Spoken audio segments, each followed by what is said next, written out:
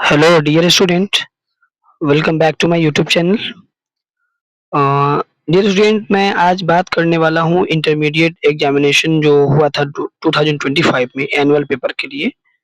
और ये एक इंग्लिश का कंपल्सरी पेपर है जो आईए, आईएससी और आईकॉम तीनों के लिए बहुत ही इम्पोर्टेंट होता है। ये एक आपका नेसेसरी सब्जेक्ट है, कंपल्सरी सब्जेक्ट है, जिससे हम लोग बात करेंगे। वैसा विदित हो कि मैं एक आप लोगों को इन्फॉर्मेशन देना चाहता हूँ और इन्फॉर्मेशन ये है कि प्रीवियस मैं ये कह लूँ कि 14 डेज़ ऑलमोस्ट कह सकते हैं, मैं अभी थोड़ा-सा चैनल से दूर था और इसका कारण मैं आप सभी को बता सकता हूँ कि थोड़ी-सी प्रिपरेशन और जो टीआरई 4 का अभी अपकमिंग एग्जामिनेशन है, उसमें मैं बिज़ी था। तो dear student, sorry for that. अब मैं कंटिन्यू हूँ अपने चैनल पे और आप सभी देख पाएँगे कि जैसे हम लोगों ने प्रीवियस डेज़ में इंग्लिश पेपर का, हिंदी पेपर का जो हमारा कंपल्सरी पेपर है 100 मार्क्स का इंटरमीडिएट बेसिक पे, तो उसको लेके हम लोग फिर कंटिन्यू बढ़ रहे हैं। और जैसे बीच में मैंने लिटरेचर डाला था कुछ और ग्रामेटिकल टर्म्स के सारे वहाँ पे प्लेलिस्ट भी बने हुए हैं, वहाँ से आप देख सकते हैं। फिलहाल आप सभी जैसे जुड़ते हैं हमारे चैनल पे और हमें बहुत सारा दुलार प्यार देते हैं, वो अपना बनाए रखें। चैनल के साथ जुड़े रहें, चैनल से जुड़ के और आप अपने प्रिपरेशन को फ्री ऑफ कॉस्ट कर सकते हैं। तो आइए इस कड़ी में मैं ज़्यादा समय न लेते हुए अब मैं आज का दिन जो है याद दिला दूँ आपको 18th अप्रैल 2025 है। दिन आज फ्राइडे है, इवन मैं ये कह सकता हूँ कि आज सभी जगहों पे एडमिनिस्ट्रेटिव एक छुट्टी मानी जाती है गुड फ्राइडे के तौर पे। तो आज ये छुट्टियाँ भी थी, मैंने इसमें अपने आप को थोड़ा-सा समय दिया, समय निकाला और मैं अभी आप सभी के सामने मैंने सोचा कि अब मुझे कंटिन्यू होना चाहिए। अब जो बच्चे 2025, 26 और ये सभी तैयारियाँ कर रहे हैं, 26 में जिनके फाइनल पेपर हैं, उनके लिए तो बहुत ही इम्पोर्टेंट है। हालाँकि मेरे ऑफलाइन क्लासेस बैचेज़ बंद नहीं हुए हैं, वहाँ पे मैंने समय दिया है, वहाँ पे सैटरडे का भी क्लास चला है। तो चलिए अब देर नहीं करते हुए विषय वस्तु पे आते हैं। जैसे आप सभी को पता है जो एनुअल एग्ज़ाम होता है हमारा, उसमें जब हम इंग्लिश या हिंदी या कोई भी अपना जो पेपर सॉल्व करने हैं, उसके लिए हमें समय मिलता है जो, वो समय मिलता है 3 घंटा 15 मिनट के लिए। ऐसे में एक प्रैक्टिस सेट के तौर पे आप लोगों के सामने ये दिखा रहा हूँ, आप यहाँ पे देखेंगे। और क्वेश्चन का जो सिलेक्शन होता है, क्वेश्चन का जो बेस होता है, वो क्या होता है, आप इस चीज़ को जानेंगे। इतना जान लेने के बाद आप प्लस 2 की बेहतर तैयारी कर सकते हैं। इवन जो हमारे ऑफलाइन क्लास होते हैं, ऑफलाइन क्लास में मैं सारे चीज़ों को, सारे इक्विपमेंट को प्रोवाइड करता हूँ, वहाँ पे आप बेहतर समझ सकेंगे। अभी थोड़ा इंस्ट्रक्शन जो दिया गया है कैंडिडेट्स के लिए, ये सभी भी आप जानते हैं। इंस्ट्रक्शन बताने की ज़रूरत नहीं है, आपने अपना पेपर दिया होगा 10th का, उसमें भी इंस्ट्रक्शन देता है ये कैंडिडेट्स के लिए। आप अभी 12th का फाइनल एग्ज़ाम देने से पहले यानी एनुअल एग्ज़ाम देने से पहले आप यहाँ भी सेंटअप एग्ज़ाम में शामिल होंगे, वहाँ भी आपको ये मिलेगा इंस्ट्रक्शन। हालाँकि यही सभी है, आप देख पा रहे हैं कि ओएमआर शीट को ठीक से भरना, 15 मिनट पहले सीट अलॉट पे कैंडिडेट एक्स्ट्रा टाइम मिलता है इस चीज़ को पढ़ने के लिए। 100 ऑब्जेक्टिव होते हैं जिसमें से 50 चुनना होता है। सेक्शन ए, बी, सी में यूजुअली ये डिवाइडेशन होता है। और अदरवाइज़ ये सभी चीज़ें जो हैं, अब चलिए हम आप लोगों को क्वेश्चन की तरफ ले चलते हैं। देखिए, अब सेक्शन ए जो आप सभी के सामने खुला है, डियर स्टूडेंट, आप सभी देख पा रहे होंगे। सेक्शन ए जो खुला हुआ है, सेक्शन ए में कह रहा है ऑब्जेक्टिव टाइप क्वेश्चन। यहाँ से आपका ऑब्जेक्टिव शुरू होता है। कह रहा है question number 1 to 100 have 4 option out of which only one correct. Answer in 5 questions. You have to mark your selected, just a minute,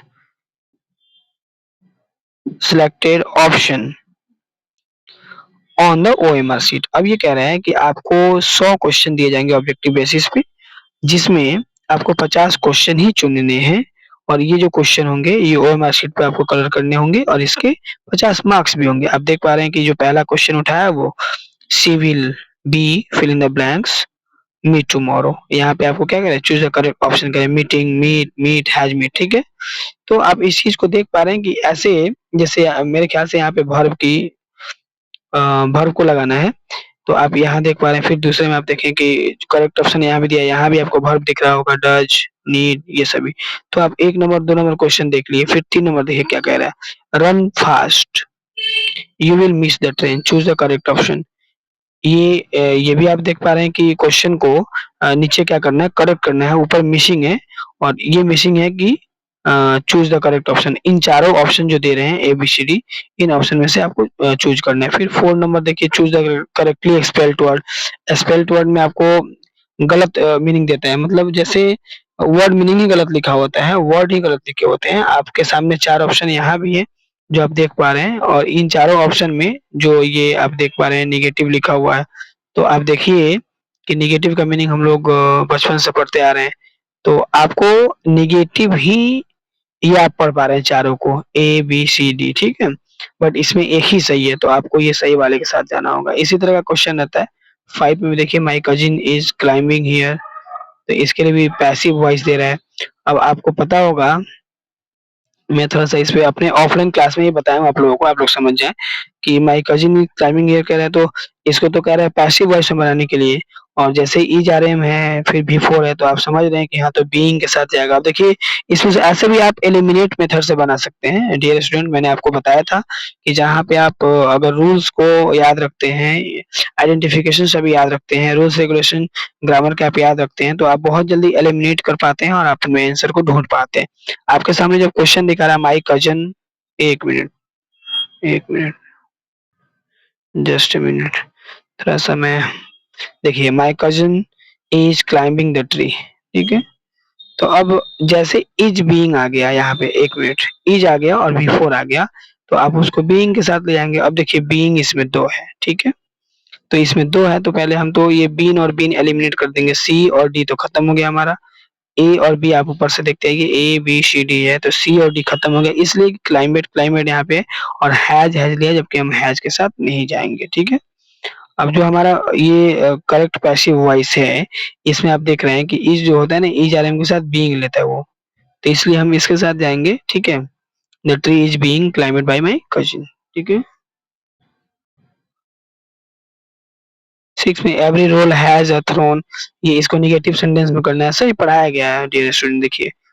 देख रहे हैं ना? ट्रेन व्हील का में यहाँ प्रीपोज़िशन करना है, यहाँ आपको नेगेटिव सेंटेंस पढ़ना है तो सेंटेंस से आ गया, प्रीपोज़िशन से आ गया। कह रहा है राजन इज़ डैश आवर लेट यहाँ पे आर्टिकल का आ गया, फिर कह रहा है what I to do now choose the correct option यहाँ भी इज़ यानी आपको वर्ब का देखने मिल गया। कह रहा है I don't like coffee, T यहाँ भी आपको देखिए और एंड बट सो दिख रहे हैं ना? तो ये और एंड बट सो आपके कंजंक्शंस हो गए हैं। The car is to drive अब आपको to so fast very fastly देखिए यहाँ पे एडजेक्टिव एडवर्ब के लिए। फिर आप I am interested dash dash learning Japanese फिर यहाँ प्रीपोज़िशन का हो गया ऑप्शन। 30 नंबर में कह रहा है द कंसर्ट वाज़ कैंसिल्ड अब यहाँ पे कह रहा है देखिए आपको D the correct option due to अवेज to because of is in spite of जो ये फ्रेजल वर्ब की तरह होता है उसमें आ गया वी आर गोइंग टू बीच इसमें आ गया आपको प्रीपोजिशन का यूज़ करना। 15 नंबर में कह रहा है my father said to me may you be happy ये इनडायरेक्ट स्पीच नरेशन में आ गया, सभी पढ़ाया गया है। अब देखिए 16 में you not waste your time ये आप देख पा रहे हैं चूज़ द करेक्ट ऑप्शन ठीक है? यहाँ पे जो हमारा मॉडल्स वर्ब होते हैं उसमें से आ गया है। फिर कह रहा है फॉरेस्ट मस्ट बी रिप्लाइज यहाँ पे करेक्ट ऑप्शन किसके साथ करना है? यहाँ भी लिखा हुआ है आप किसके साथ जाएँगे आप देखें 18 में है the teacher entered the class she started teaching यहाँ पे कम इस करेक्ट कॉम्बिनेशन बिठाना है कि करेक्ट कॉम्बिनेशन क्या होगा? कह रहा है please stop so many mistakes यहाँ पे मिसिंग है, करेक्ट ऑप्शन देखना है इट इज़ रैंडम अब एक मिनट डियर स्टूडेंट तो मैं चाहता हूँ कि ये जो चल रहा है ये प्रोसेस तो चले अब मैं इसमें थोड़ा-सा आपको 1-2 स्पेसिफिकेशन बताना चाहता हूँ कि ग्रामेरिकल टर्म में तो जैसे सेंटेंस हो गया, टेंस हो गया, प्रीपोज़िशन हो गया, वर्ब हो गया, एडवर्ब हो गया, एडजेक्टिव ये पार्ट्स ऑफ स्पीच के सारे भाग को पढ़ने के साथ-साथ नरेशन, क्वेश्चन टेक्स्ट ये सभी चीज़ों को पढ़ना, डिग्री, वॉइस ये सभी बहुत इम्पोर्टेंट है। उसी से आप क्वेश्चन देख पा रहे हैं अभी, ठीक है? तो ये ज़्यादा क्वेश्चन आता है। अभी मैं हम लोग यहाँ तक आए हैं 23, 24, 25 क्वेश्चन तक देखे हैं। हालाँकि मैं एक सेपरेट बैच में, सेपरेट क्लास में एक लॉन्ग क्लास लेके आऊँगा जहाँ पे मैं इस सभी को कंप्लीट करा दूँगा ज़्यादा से ज़्यादा, ठीक है? अभी मैं बस एक क्वेश्चन को फॉर्मेट के तौर पे लेके आया था, एग्ज़ाम्पल के तौर पे कि आप देखें कि क्वेश्चन ये सभी आता है और आप ये भी देखें कि क्वेश्चन जो 100 दे रहा है ऑब्जेक्टिव आपके पास, वो कहाँ-कहाँ से ले रहा है। तो आप देख पा रहे हैं कि ग्रामेटिकल टर्म्स से कितने ज़्यादा क्वेश्चन दे रहे हैं। ग्रामेटिकल टर्म्स से क्वेश्चन देने के बाद फिर आप आगे हम इसमें कुछ दिखाना चाहते हैं। हाँ, आप देखिए यहाँ पे एंटोनिम्स देख पा रहे हैं डियर स्टूडेंट आप 25 नंबर में आप एंटोनिम्स मैं इसको थोड़ा-सा ज़ूम कर ले रहा हूँ 1 मिनट। मेरे ज़ूम करने के बाद आप डिस्प्ले पे देख पा रहे होंगे कि 25 नंबर में एंटोनिम्स दिया है। और 26 नंबर में देखिए आप सिनोनिम्स दिया है। तो ये एंटोनिम्स सिनोनिम्स भी आप लोग सभी पढ़े हैं। Antonyms equals to opposite and synonyms equals to another word of a similar word. तो एक वर्ड होता है उसका दूसरा नाम पर्यायवाची आप कह सकते हैं। ठीक है? तो एक पर्यायवाची से, विलोम शब्द से भी है। तो बताइए ये सभी क्वेश्चन एकदम यहाँ भी एंटोनिम से, यहाँ भी सिनोनिम से, यहाँ भी एंटो है, देख रहे हैं ना? तो एंटोनिम, सिनोनिम से प्रीपोजिशन कितने सारे क्वेश्चन आ रहे हैं। तो इस तरह से हमें इन सभी चैप्टर को कांसेप्ट वाइज़ बहुत ही बारीकी से याद रखना होगा। इन सब के आइडेंटिफिकेशन स्ट्रक्चर्स जो भी हैं, ये सब याद रखने होंगे, ठीक है? और मैं चाहता हूँ कि इसके जो ऑब्जेक्टिव बेस हैं, उस ऑब्जेक्टिव बेस को आप समझ लिए, तो मैं देर ना करते हुए इन सब के साथ चलते हैं लास्ट वाले पोर्शन में। लास्ट वाले पोर्शन में ये देखना है कि जो हमारा 100 ऑब्जेक्टिव खत्म होता है, तो हम तो उसमें 50 चुनना है, हम तो अपने स्तर से 50 चुन ही लेंगे। अब थोड़ा-सा जो ये according to John Donne, human life, John Donne, देख रहे हैं ना आप ये? तो ये सभी Rupert Brooke, D H Lawrence, an epithet, the soldier, snake, the autumn, Keki Daruwalla, fire hymn, snake, Macavity, the majestic cat, the soldiers, ये मैंने सभी पढ़ा दिया आप सभी को।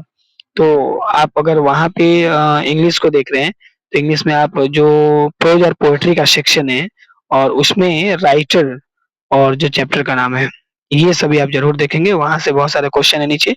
तो यहाँ तो ऑप्शन है। मैं कहता हूँ डियर स्टूडेंट कि आपको घबराने की ज़रूरत नहीं है, आप हड़बड़ नहीं करें, आप जो पढ़ाई कर रहे हो ना उसमें पढ़ाई करें, बहुत अच्छी आपकी पढ़ाई चलेगी।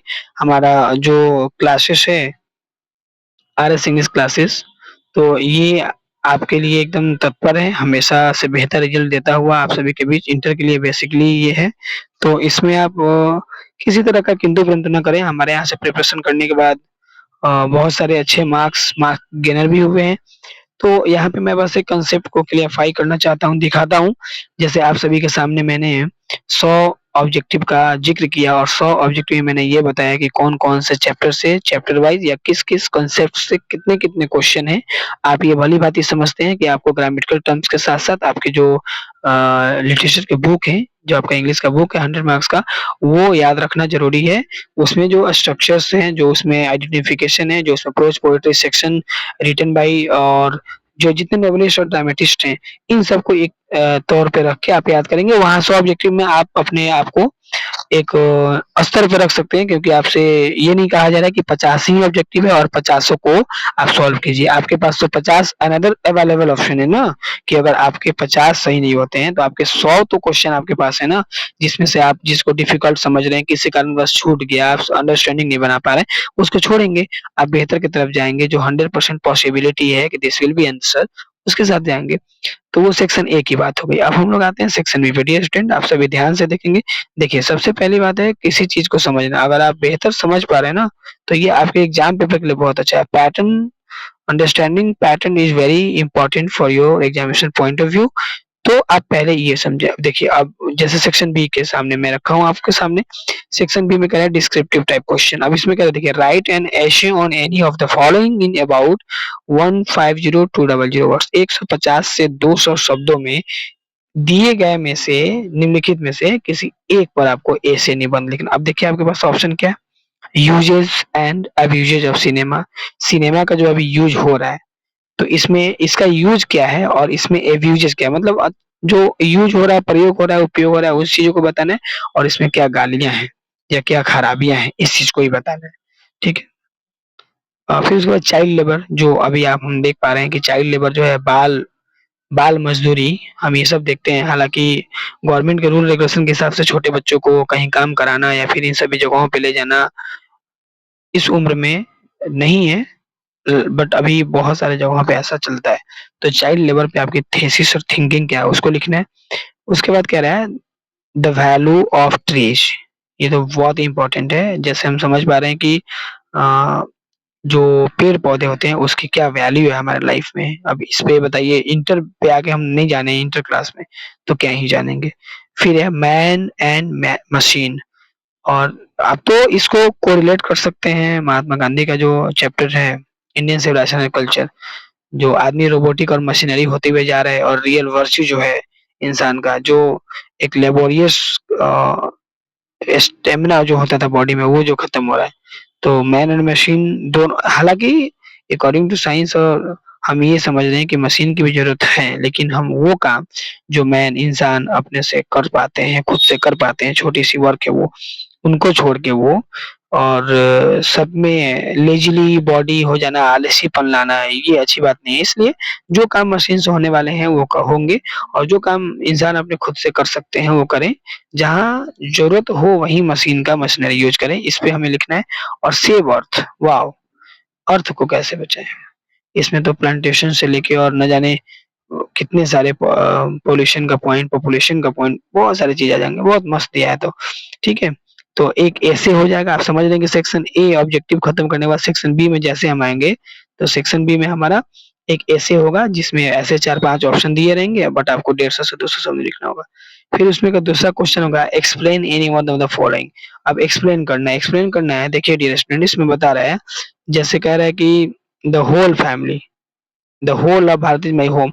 ये भारत इज माई होम जो है ए नंबर में क्वेश्चन, ये लिया कहाँ गया है? ये लिया गया है डॉक्टर जाकिर हुसैन ने इनको लिखा है, ठीक है? और ये आपको प्रोज सेक्शन से है और जाकिर हुसैन ने लिखा है इसको, बहुत अच्छा है ये।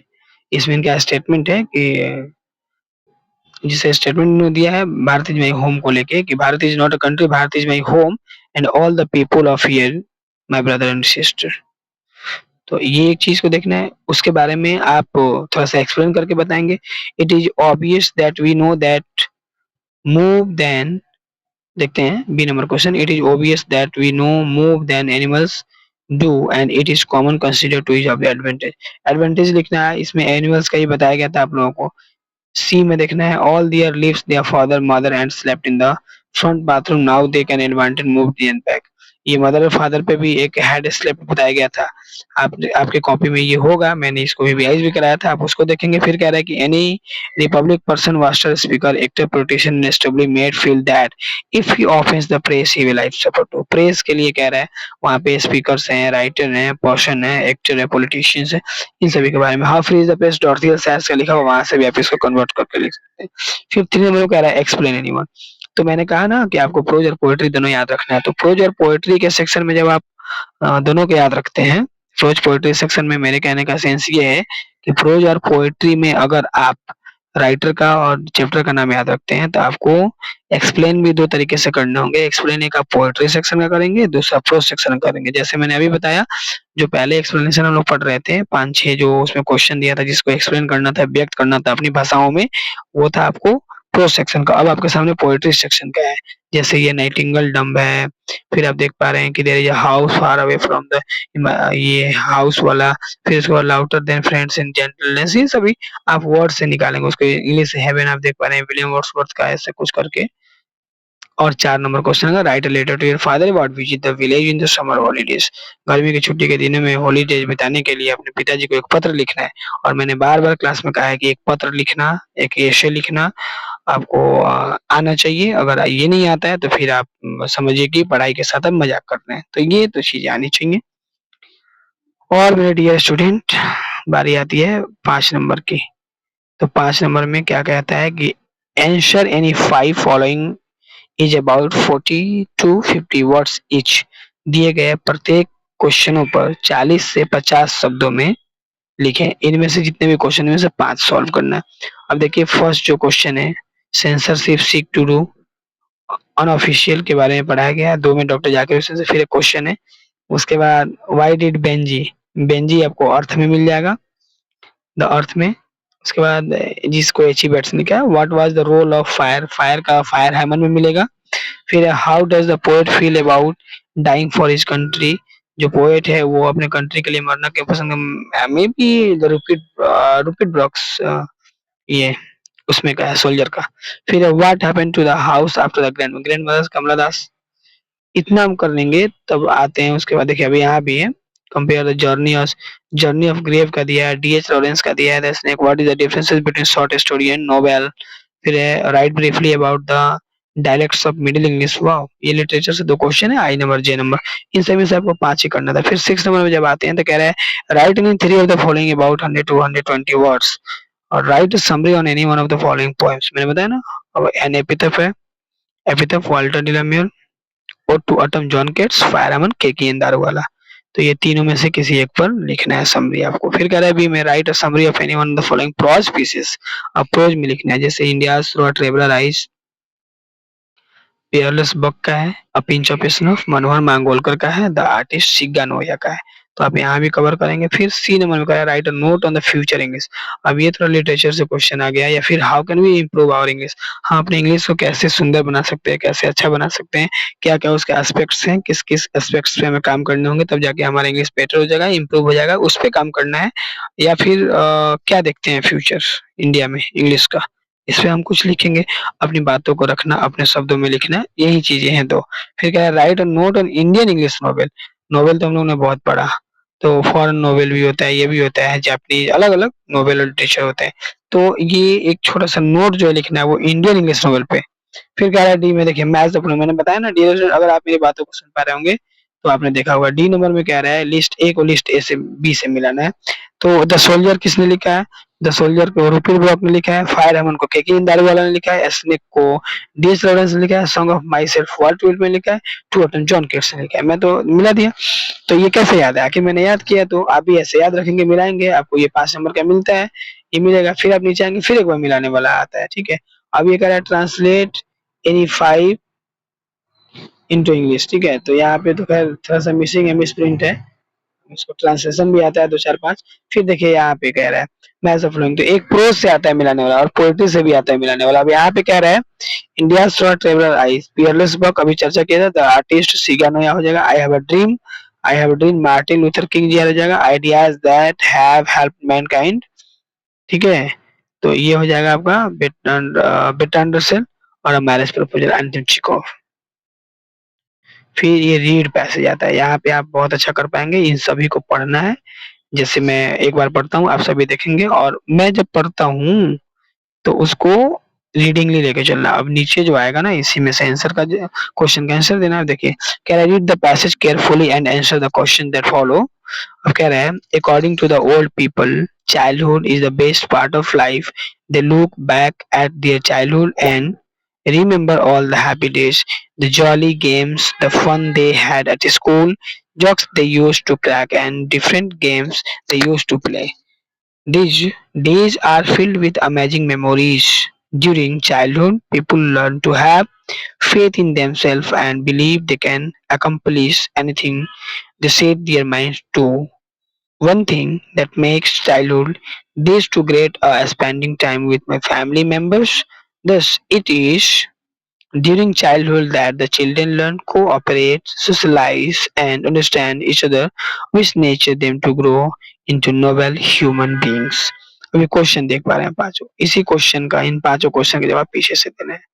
अब फिर एक आता है right precious of the following passage and given a suitable title. इतने सभी को पढ़ के एक इसको संक्षेप में लिखना होता है 1-2 लाइन में। और इसका एक सॉलिड तरीका ये है कि इन सबके वर्ड काउंट कर लिए जाते हैं। वर्ड को काउंट करके 3 से डिवाइड कर दिया जाता है, जितना आता है उतना ही लाइन में लिख दिया जाता है। पढ़ने के बाद पता चलता है कि ये किस चीज़ के बारे में इसका बेस है, उसका एक सूटेबल टाइटल दे दिया जाता है। जैसे देखिए social media plays a big role in our life today. We can access any kind of information we want with the help of internet. Anything that is used to widely by people has both a positive and negative side too. Many doctors believe that use of internet cause depression and anxiety in people. One must carefully weigh the pros and cons of his medium before engaging excessively with it. इसको पढ़ के, ठीक है। और ये मैंने देखा कि ये किस चीज़ पे है, ये सोशल मीडिया पे है, ठीक है। सोशल मीडिया इसका टॉपिक हो जाएगा, टाइटल, और इसके बारे में लिख देंगे without social media we can't so, जो भी व्हाटएवर आप सोचते हैं 2 लाइन में लिख देंगे। तो ये चीज़ आप देख पाएँ डियर स्टूडेंट। मैं चाहता हूँ अभी की वीडियो में इतना ही रखूँ। अगली बार मिलूँगा तो मैं चाहूँगा कि कुछ मॉडल सेट का ऑब्जेक्टिव क्वेश्चन जो है उसको सॉल्व कराऊँ, और लेटर्स जो भी होते हैं और एप्लीकेशन उससे मैं विशेष बात करूँ। तो चलिए, आप सभी का बहुत-बहुत धन्यवाद कि आप सभी मेरे से फिर से जुड़ पाए। मेरे को समय दिया, इसके लिए बहुत-बहुत धन्यवाद। मिलते हैं अगली वीडियो में, तब तक के लिए देखते रहें हमारा चैनल, ऐसे ही दुलार प्यार बनाए रहें। Thank you for watching this video.